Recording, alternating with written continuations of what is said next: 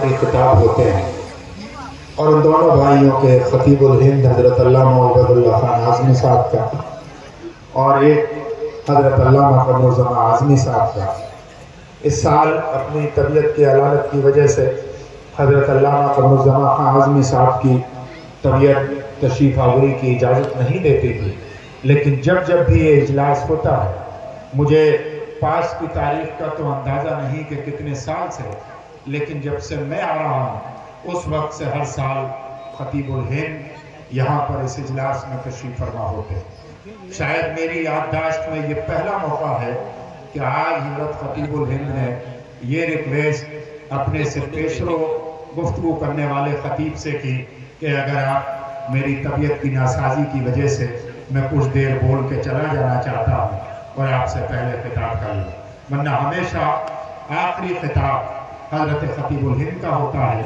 जबकि उनसे पहले अल्लामा क़मरुज़्ज़मान खान आज़मी साहब गुफ्तगू करते हैं।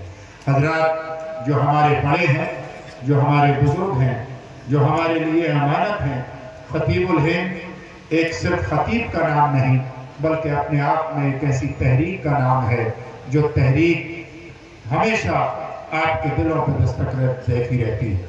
हिंदुस्तान में जब भी मजलूम आवाज़ को आवाज़ देने की ज़रूरत पड़ी है, जब जब आपको ताकत देने की ज़रूरत पड़ी है और जब जब सदाए एहतिजाज बुलंद करने की ज़रूरत पड़ी है, उस वक्त आपकी तरफ से फर्ज किफ़ाया बनकर अगर कोई शख्स हमेशा अगली सफ में खड़ा हुआ है और किसी शख्स ने उस एहतिजाज की इमामत का फरीज़ा अंजाम दिया है तो वो शख्सियत हज़रत खतीब उल हिंद हज़रत अल्लामा उबैदुल्लाह खान आज़मी की है, क्योंकि उनकी लंबा सफ़र भी फरमा के आप तशरीफ़ लाए हैं और आपकी तबीयत भी कुछ थोड़ी सी नासाज है। इसलिए हम बड़े अदब और एहतराम के साथ हज़रत से गुजारिश करते हैं कि हज़रत जो भी गुफ्तगू फरमाना चाहें और जितनी देर नवाजना चाहें इतनी देर नवाजें, इसलिए कि आपके तजर्बात और आपकी ज़बान से आपके तजर्बात की रोशनी में और आपके मुशाहिदात की रोशनी में निकलने वाला हर लफ्ज़ तारीख बनता है। किसी ने शायद आप ही के तसव्वुर में कहा था कि मेरी आवाज़ को महफूज रखना, इसे लम्हे नहीं सदियाँ सुनेंगी। आइए जिंदादिली के साथ अपनी मिल्लत और जमात की समानत का जिंदादिली के साथ और पूरी बेदारी का सबूत देते हुए नाराए तकबीर और रिसालत से इस्तकबाल करें।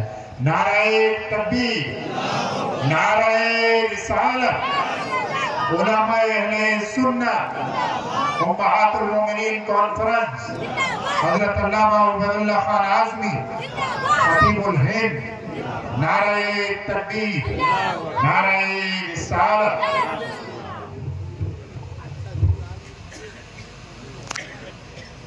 व रहमतुल्लाहि व बरकातुहू।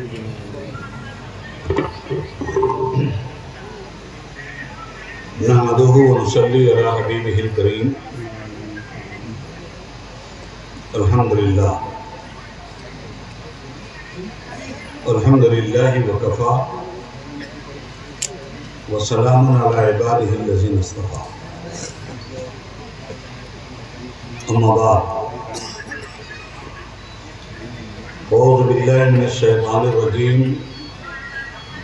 बिस्मिल्लाहिर रहमानिर रहीम। इन्नमा युरीदुल्लाहु लियुज़हिबा अन्कुमुर रिज्सा अहलल बैत व युतahhirakum तत्हीरा। आमनतु बिल्लाह सदक़ल्लाहुल अलीयुल अज़ीम। दरूद पाक पढ़ लीजिए। अल्लाहुम्मा सल्लि अला सय्यिदिना व मौलाना मुहम्मदिन मादिनिल जूद वल करम व आलिहि व सहबिहि व बारिक वसल्लिम सलातन व सलामन अलैका या रसूल अल्लाह। सदर मोहतरम, डाइस पे तशरीफ फरमा उलमाए किराम,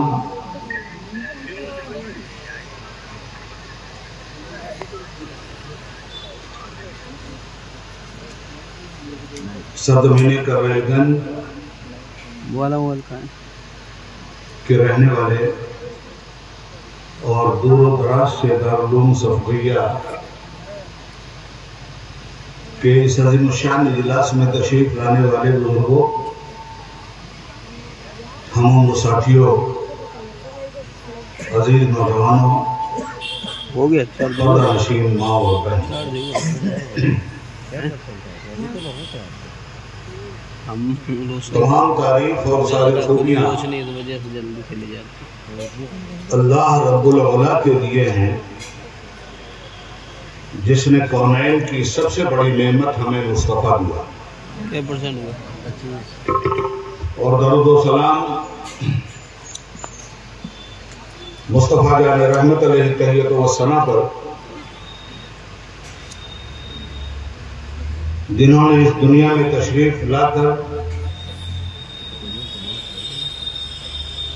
انسانوں کو ایک خدا کا پتہ دیا۔ ایک دیکھنے والے کا کہا مان لیا ہے، بن دیکھے تجھے ہم نے خدا مان لیا۔ سبحان اللہ سبحان اللہ، محترم سامعین، بن دیکھے تجھے خدا مان لیا۔ واہ، آج کے اس عظیم الشان اجلاس میں ٹھیک ہے، جو کرونا جیسی وبا کے بعد ٹھیک ہے، پہلی مرتبہ برپا ہوا ہے، اور میری نظر اسٹیج پر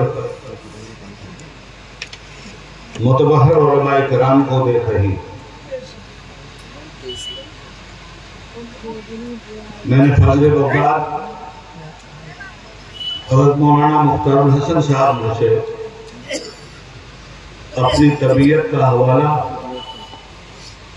اور شب بیداری کے تعلق سے معذرت کرتے ہوئے ان کا وقت معافی کے ساتھ لے لیا۔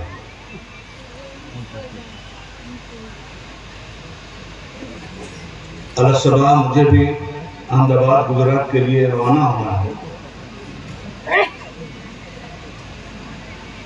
اس لیے فجر کی نماز سے پہلے تھوڑا سا وقت بھی اگر سونے کو مل جائے تو شاید رات کا فرض کفایہ ادا ہو جائے۔ بغیر کسی تمہید کے آپ کی خدمت میں عرض کروں کہ غالباً 3 یا 4 سال کے بعد یہ اجلاس ہو رہا ہے۔ ایک بلائے ناگہانی جس نے پوری دنیا پر مسلط ہو کر دنیا کے بڑے بڑے ٹینکوں میں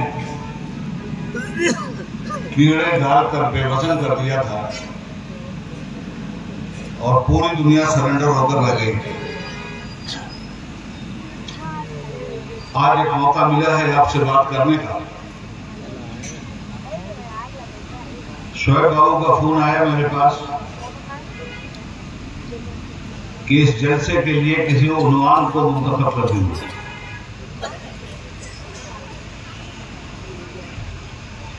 چونکہ ہر سال عنوانات میرے ذمہ ہوتے ہیں، تو میں نے کہا کہ اہل بیت کا ایک پارٹ تو ہم لوگ مکمل کر چکے، اب اہل بیت مصطفیٰ کا دوسرا پارٹ ہم کو مکمل کرنا چاہیے۔ اور اس کانفرنس کا نام امہات المومنین کانفرنس رکھا جانا چاہیے۔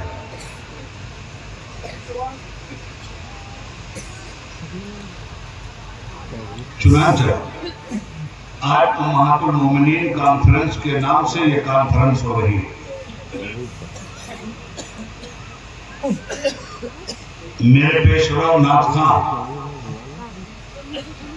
امہات المومنین کی شان میں زبردست خراج عقیدت پیش کر رہے تھے، مگر ہماری ملت جو غوث الاعظم سے تو آشنا ہے، ان کی ماں سے اب تک آشنا نہ ہو سکی، سلطان الہند سے تو آشنا ہے مگر ان کی ماں سے آشنا نہ ہو سکی۔ نتیجے میں ایک بہت بڑی نعمت عظمیٰ سے لا تعلقی اور نا آشنائی کی بنیاد پر آپ ہمارے شاعر کو داد دینے سے بھی محروم رہے۔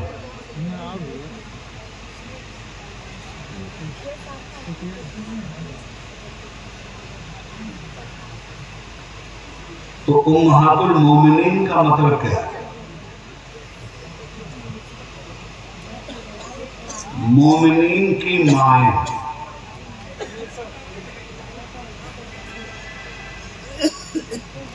اور مومنین کی مائیں کون ہیں؟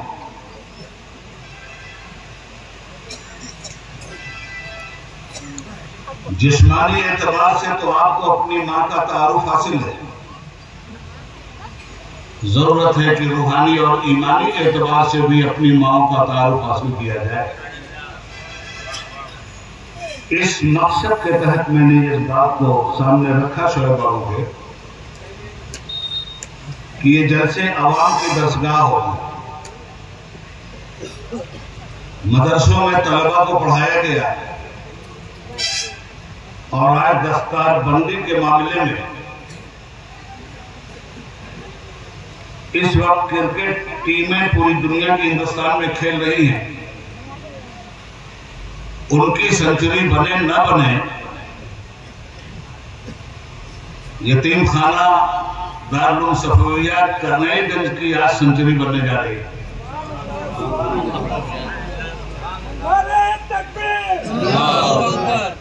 100 سے زیادہ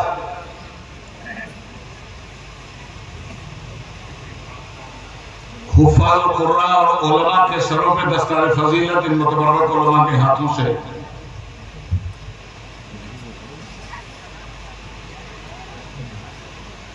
دی جائے گی، اور ہم لوگوں کی گفتگو کے فوراً بعد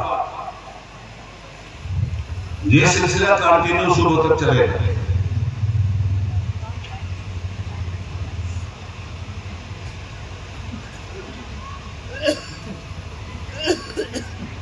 قرآن کریم میں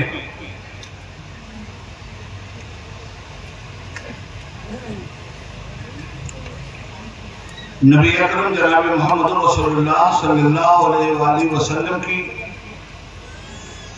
ازواج مطہرہ پہ تفصیلی آیتیں آئیں اور ان کے کردار و عمل کی وضاحت کرنے کے بعد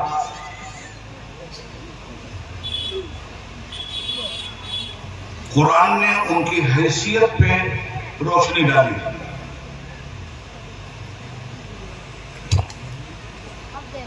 نبی کی بیویوں کی فضیلت کیا ہے اور نبی کی بیویوں کی حیثیت کیا ہے؟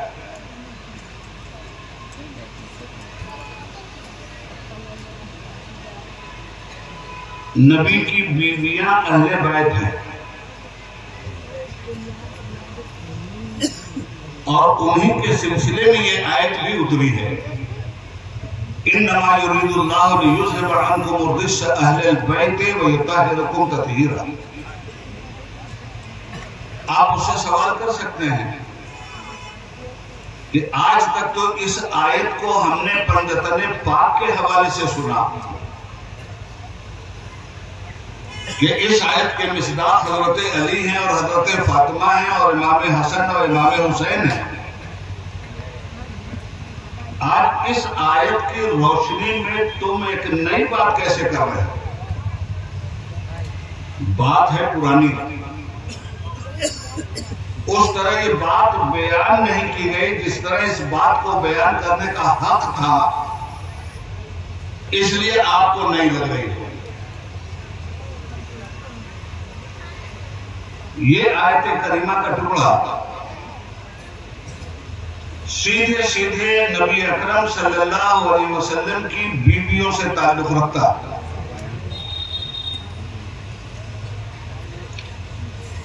اب جب دنیا کو یہ معلوم ہو گیا کہ یہ اہل بیت ہیں اور اللہ تعالیٰ نے ارادہ فرما لیا ہے کہ نبی کے اہل بیت کو خوب ہر نجاست سے پاک اور مطہر کر دے، تو دنیا نے اہل بیت نبوت امہات المومنین کی قدر و منزلت کو اپنے ایمان کا ایک جز سمجھا، اور صحابہ نے خود اہل بیت مصطفیٰ نے جو دوسرا پارٹ ہے امہات المومنین کے درجے کی عظمت اور فضیلت کو ہمیشہ اپنے سر کا تاج بنائے رکھا۔ جب یہ عام طور پہ آیت گردش کرنے لگی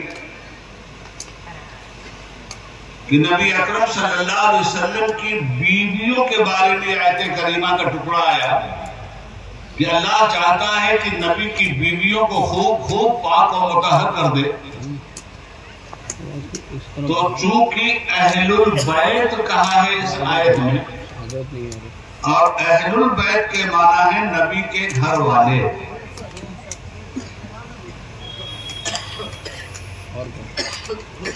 مگر بات صاحب کو آنا چاہیے نا، اگر اس آیت کریمہ کی تفسیر کی نہ آتی بس تو اہل بیت کا وہ حصہ جو آج خارجیوں کے نشانے پہ رہتا ہے، خارجیت کو پنجتن پاک کے معاملے میں اپنے خارش زدہ بدن کو کھجلانے کا زیادہ موقع مل جاتا ہے۔ اس لیے سرور کونین صلی اللہ علیہ وآلہ وسلم نے خود اس آیت کریمہ کی تفسیر دوسرے حوالے سے کر دی۔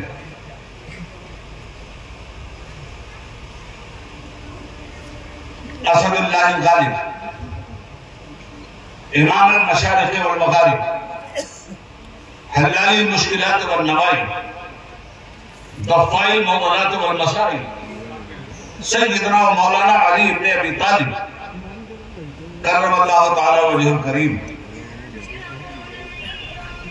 سیدۃ النساء العالمین، خاتون جنت سیدہ فاطمہ زہرا رضی اللہ تعالی عنہ و سلام اللہ علیہ، حسنین کریمین علیہ جدہ علیہ السلام،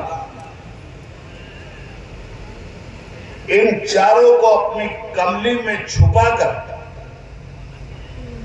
حضور نے ان کے اہل بیت ہونے کا تعارف اپنی امت سے کروایا۔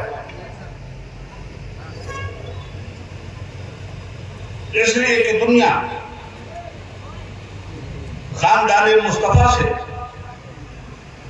آنے والے دور کی تاریخ اس بات کی شہادت دے رہی ہے کہ اور بھی زیادہ عناد، اور بھی زیادہ بغض، اور بھی زیادہ حسد کا شکار ہوتی، اس بغض و عناد کے دریا پر بند باندھا ہے مصطفیٰ نے اپنی کملی میں اپنے نواسوں اور اپنے داماد اور بیٹی کو لے کر، یہ فرماتے ہوئے اللہم ہاؤلاء اہل بیت، اے میرے رب یہ ہے میرے اہل بیت۔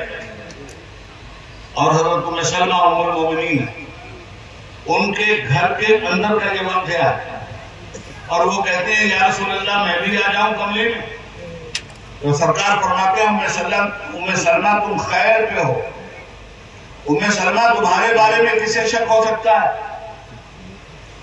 شک تو میرے ان شہزادوں پہ اس دنیا میں کچھ بدبخت لوگ ہوں گے جو کریں گے، اس لیے میں ان کی بدبختی پہ اپنی حقانیت کا تھپڑ اپنی ان بچوں کو اپنی گود میں لے کر اہل بیت قرار دے کر کے مار رہا ہوں، تاکہ کوئی زبان ان کے بارے میں نہ کھول سکے کہ اس آیت کی مصداق تو صرف امہات المومنین ہیں۔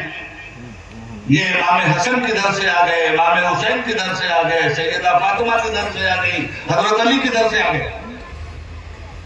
اس پہ قدغن خود مصطفیٰ نے لگائی، اور پھر اتنے ہی پہ حضور نے بس نہیں کیا، مزید ان کے اہل بیت ہونے کی عظمت کو رسول پاک اس طرح اجاگر کرتے رہے کہ جب سے کملی میں لے کے انہیں اہل بیت قرار دیا، اس کے بعد ایک ہی دروازہ تھا جو مسجد نبوی میں کھلتا تھا، وہ سیدہ فاطمہ کا دروازہ تھا، اور سیدہ فاطمہ کا دروازہ اس جنت میں کیوں نہ کھلتا ہے؟ اس لیے کہ جنت کی مالکین تو وہی ہے۔ کیا بات ہے، سبحان اللہ۔ سرکار ہر صبح کی نماز کے بعد پابندی سے 9 مہینے تک سیدہ کے دروازے پہ کھڑے ہوتے تھے، اور نماز کے بعد پہلا کام یہ کرتے تھے کہ سیدہ کے دروازے پہ کھڑے ہو کے فرماتے تھے السلام علیکم یا اہل البیت۔ سبحان اللہ۔ اس قدر مضبوط کر دیا حضور نے اس عقیدے کو کہ آج خوش عقیدہ مسلمان اہل بیت مصطفیٰ کی جب بات کرتا ہے تو تاریخ کے تناظر میں، قربانیوں کے تناظر میں، امام حسن کے صبر و تحمل کے تناظر میں، امام حسین کی شجاعت و شہادت کے تناظر میں، سیدہ کے سجدے تقوی اور طہارت کے تناظر میں، مولا علی کی بہادری اور شجاعت کے تناظر میں، چونکہ یہ کام تاریخ کے میدان میں ان حضرات کے ذریعے اتنا مبرہن ہوا ہے کہ دنیا کی نظر اہل بیت کے نام پر انہی شخصیتوں پہ جا کے گڑ جاتی ہے۔ مگر یہ ضروری ہے کہ ہم ان شخصیتوں کے ساتھ سیدہ کے اہل بیت ہونے کا اگر اعلان کر رہے ہیں تو سیدہ کی ماں اور پہلی ام المومنین خدیجہ الکبریٰ ان کی ذات پر بھی روشنی ڈالی جائے، اور ایک دن سال میں ایسا ضرور بنا لیا جائے کہ امہات المومنین کی فضیلت، ان کی عبقریت، ان کی افادیت، ان کی انفرادیت، ان کی معنویت اور ان کی تاریخیت پر بھرپور گفتگو ہو، اور امت کو پتہ چلے کہ نبی پاک صلی اللہ علیہ وسلم نے جو دین ہمیں دیا ہے، اس دین کے پھیلانے میں امہات المومنین کا کیا کردار رہا۔ تو آئیے سب سے پہلے ہم وہاں چلتے ہیں جس دروازے پہ دستک دیے بغیر ہمارے لیے اسلام کا دروازہ کھلتا ہی نہیں ہے، وہ دروازہ سیدہ خدیجہ الکبریٰ کا۔ یہ حضور کی پہلی بیوی،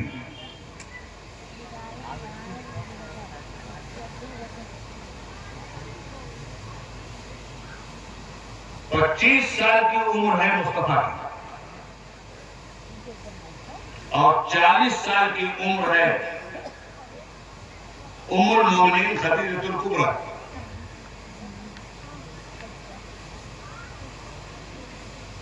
مفت صدقے نہیں جو رہا،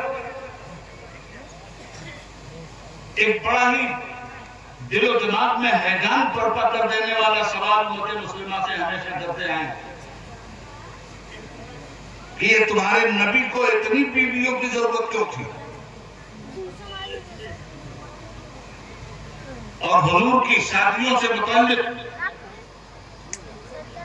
ان کے بغض و عناد کی کتابیں ان کی لائبریریوں کی زینت بنی ہوئی، اتنی بیویوں کی ضرورت کیوں تھی؟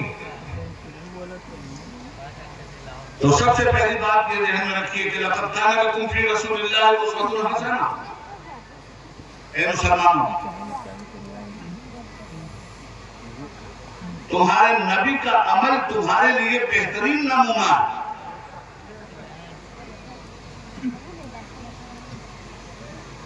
اسلام خارجی اعتبار سے بھی اور داخلی اعتبار سے بھی آپ کے معاشرے کو انفرادی طور پر یا اجتماعی طور پر بہت پرسکون دیکھنا چاہتا ہے، اور اس سکون کے لیے اگر خانگی زندگی میں برہنگی پیدا ہو گئی، خانگی زندگی میں انتشار پیدا ہو گیا، داخلی زندگی میں ہیجانی کیفیت پیدا ہو گئی، تو خارجی سطح پر آپ اپنے مطلوب کی مطلب براری کا کام کرنے سے محروم ہو جائیں گے۔ بات ذرا بڑی اونچی ہے اور اچھی طرح سے سمجھنے کی کوشش کیجیے گا۔ ایک فوجی جس کی ڈیوٹی بالوں پہ، جس کی ڈیوٹی ملک کی حفاظت کے لیے، جس کے ہاتھوں میں دشمن سے لڑنے کی گارنٹی ہے، بندوق اور توپ کی شکل میں اگر وہ گھریلو طور پر الجھن کا شکار ہو تو نہ اپنے ملک کی حفاظت کر پائے گا نہ اپنی ملت کی. تو یہ تو ایک ملک کا معاملہ ہے جس کو کائنات کا سپہ سالار بنا کے کھڑا کیا گیا ہو انسانیت کی سرحد پر، جس کو تاریخ کی جنگاہ میں پیدا کیا گیا، جس کو باطل کے مقابلے میں حق کی بنیاد رکھنے کے لیے پیدا کیا گیا، جس کو کفر کے مقابلے میں اسلام کو قائم کرنے کے لیے پیدا کیا گیا، جس کو شرک کے مقابلے میں ایمان کو قائم کرنے کے لیے پیدا کیا گیا، جس کو بدعتوں کے مقابلے میں سنتوں کا چراغ جلانے کے لیے پیدا کیا گیا، اس کی زندگی کا داخلی معاملہ بھی قابل غور ہے اور خارجی معاملہ بھی. اس کی زندگی کا انفرادی مسئلہ بھی قابل غور ہے اور اجتماعی مسئلہ بھی. اب اس تناظر میں آپ کائنات کے اس شہنشاہ اور سپہ سالار کو دیکھیے جو انسانیت کی حفاظت کے لیے سرحد توحید پہ کھڑے ہو کر ایمان کے مسلمات کو بچانے کا پروگرام بنائے ہوئے. اسی ذات کا نام ہے محمد رسول اللہ صلی اللہ علیہ وآلہ وسلم. سرور کائنات کے لیے ضروری تھا کہ قدرت ایسے مواد فراہم کرے کہ نبی کی داخلی زندگی میں معاشرتی اعتبار سے اور خاندانی اعتبار سے اور خاندان کی ذمہ داری کے اعتبار سے کہیں کوئی انتشار نہ پیدا ہونے پائے، تاکہ خارجی سطح پر اسلام کی نشو و نما کے لیے پیغمبر کا سارا وقت مصروف کار دکھلائی دے. حضرات گرامی، اب زندگی کہاں سے شروع ہو رہی ہے؟ یہ 25 سال کے بعد جب بھی کسی کنوارے آدمی کی شادی ہوتی ہے تو اب وہ زندگی کے ایک دوسرے دور میں داخل ہوتا ہے جہاں ذمہ داریاں دامن کو کھینچتی ہیں،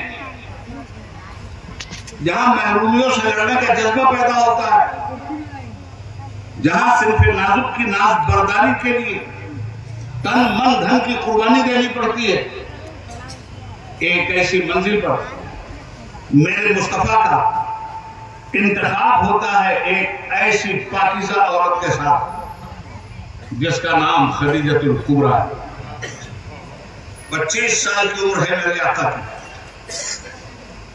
اسرت کی زندگی ہے، غربت کی زندگی ہے، 2 وقت کی روٹی کا حاصل ہونا ایک مشکل مرحلہ ہے.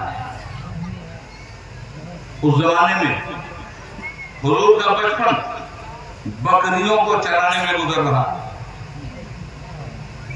حضور کی جوانی کسب معاش کے دگ و دو میں صرف ہو رہی ہے. چچا خواجہ ابو طالب ہیں.